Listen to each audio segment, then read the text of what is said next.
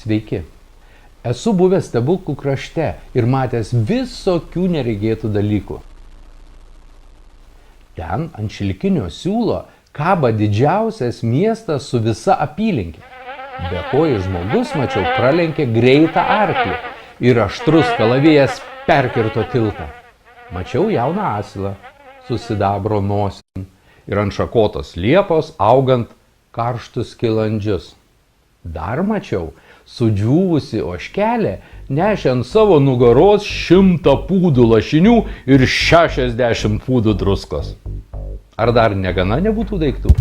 Paskui mačiau pats arklas, be arklio ir jaučių, važiuoja per dirvą ir verčia žemę, o 1 metų vaikas mėto girnapusės nuo vieno miesto lygi kito.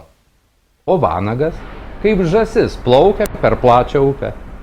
Toliau žuvis pakėlė tokį riksmą, kad buvo girdėti net dangui, o iš vieno slėnio tekėjo upė medaus aukštyn į kalną. Tikri stebuklai.